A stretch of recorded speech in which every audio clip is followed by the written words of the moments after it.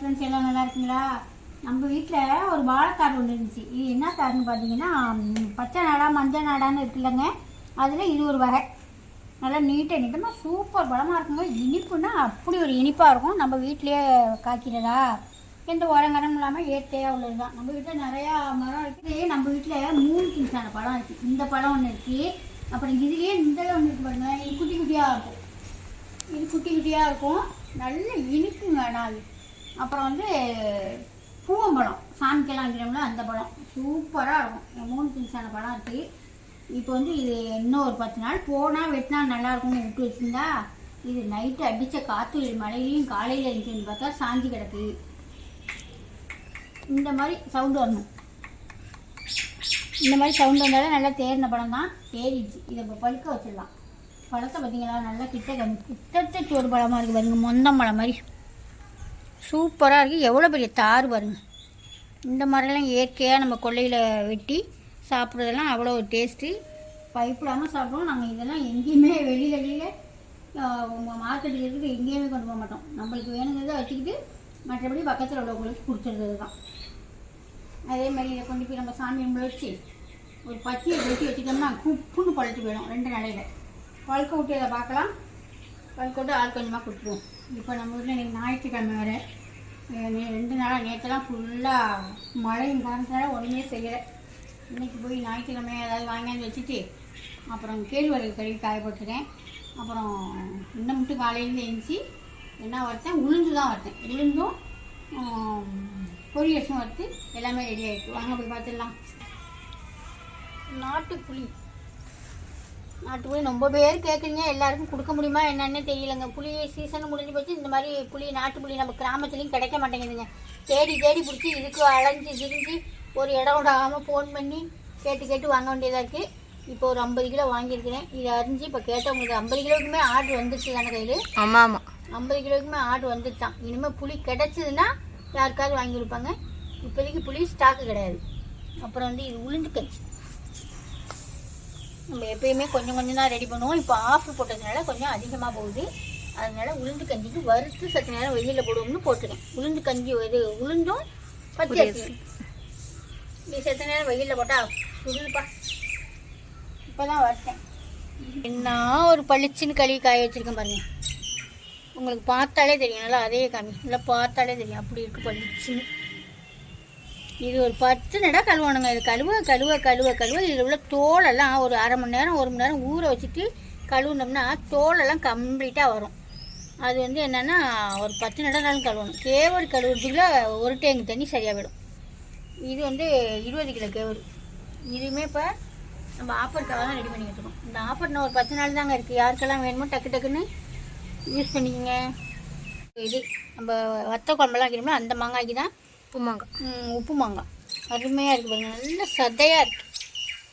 அவ்வளோதாங்க. இப்போ மதியம் நம்ம என்ன சமைக்குது என்ன வாங்கிட்டு வந்திருக்கேன்னு இப்போ பார்த்துருவோம் வாங்க. காய வச்சுட்டு மாங்காய் புளி எல்லாமே காய வச்சுட்டு வெயில் நின்று வந்தது ஒரே கிருன்னு வருது. இப்போ அழகாக சூப்பராக பழைய இதுவும் நான் சாப்பிட்டுருக்கேன். கரையத்தூள் தொட்டுக்க பார்த்தீங்கன்னா நேற்று நம்ம வத்த குழம்பு வச்சோமா, இந்த வத்த குழம்பு தான் அவ்வளோ அருமையாக இருக்குது. பழையத்துக்கும் அந்த வத்த குழம்புக்கும் சூப்பராக இருக்குது. ஒரு பழைய வேணான்ட்டு இட்லி சாப்பிட்டுருக்காது கொடி வச்சு சாப்பிட்டுட்டு போய் மத்தியானம் சமைச்சிடலாம். வெட்டி போடணும்ல பண்ணிங்க. இன்னைக்கு ஞாயிற்றுக்கிழமை தானே போட்டு வைக்கலாங்கிறீங்களா? போட்டு வைக்கிறதுனா போட்டு வைக்கலாம். இதை சாப்பிட்டு போய் நான் எப்போதும் போல் நான் சமைக்க போயிடுவேன்.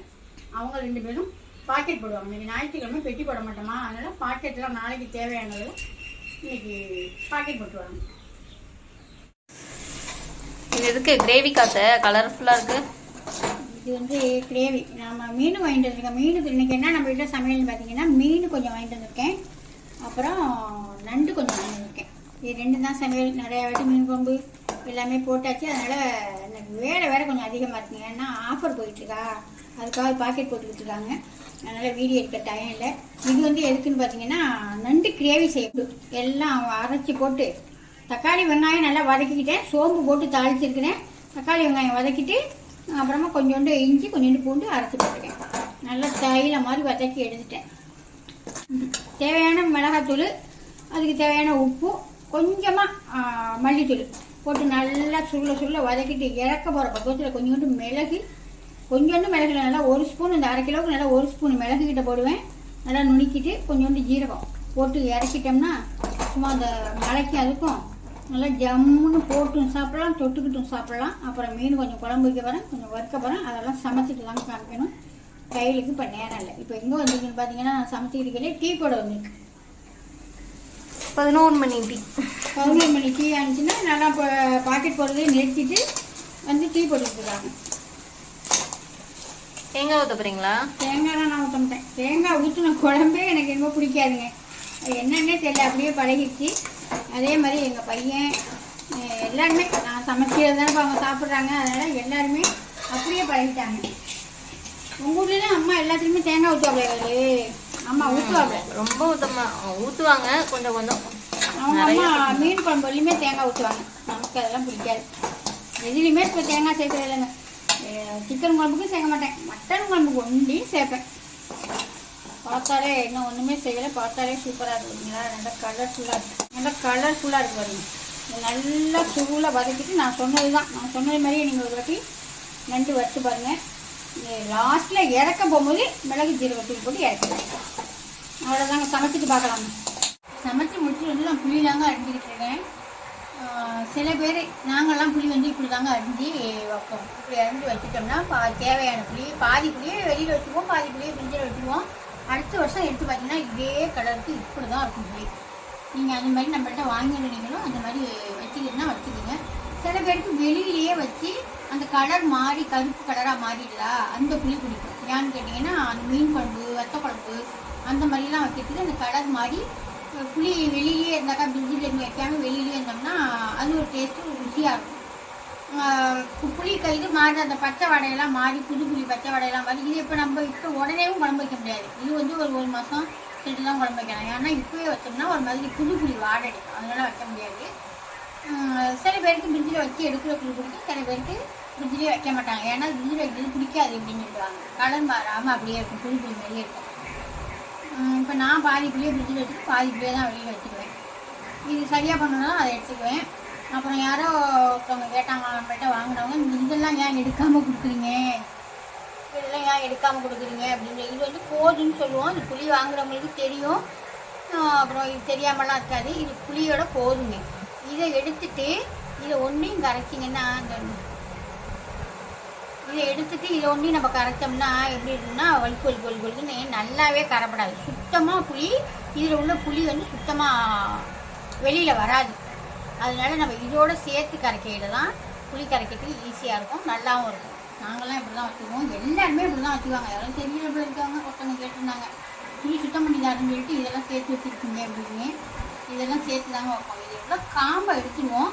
இதில் ஒவ்வொரு ஓடு ஒட்டிக்கிட்டு இருக்கும். உடச்சி அவங்க கொடுக்குறாங்களா, நம்ம வாங்கையிலே அவங்க உடச்சி கொடுத்துருவாங்க. அதில் ஒரு ஓட்டை எடுத்துட்டு தான் கொடுப்பாங்க. அது உடைக்கையில் ஒரு நசுங்கி போய் அதில் ஒரு சின்ன இந்த மாதிரி குட்டி குட்டி ஓடாக இருக்குமா, இந்த ஓட்டையெல்லாம் நாங்கள் எடுத்துகிட்டு தான் கொடுப்போம்.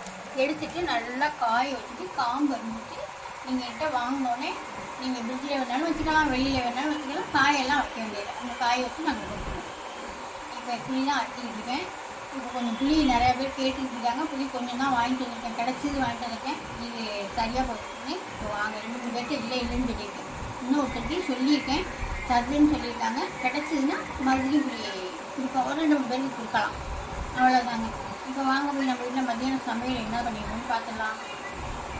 இப்போ என்ன சமைச்சிருக்கேன்னு பார்த்தீங்கன்னா வெள்ளை சாதம் வச்சுருக்கேன், அப்புறம் கட்டியான தயிர், அப்புறம் நண்டு கிரேவின்னு சொல்ல முடியாது, சோத்துக்கிட்டு சாப்பிட்லாம், நம்ம போட்டும் பிடிச்சி சாப்பிட்றவங்க சாப்பிட்லாம். எங்கள் பையன் இதை போட்டே பிடிச்சி சாப்பிட்ருவாங்க. அப்புறம் மீன், இது வந்து என்ன மீன் பார்த்தீங்கன்னா கடல் மீன் தாங்க. இது கடல் மீன். என்ன மீன் சொன்னாங்க? கொடுவாலாம் இல்லைப்பா, மடுவாவன்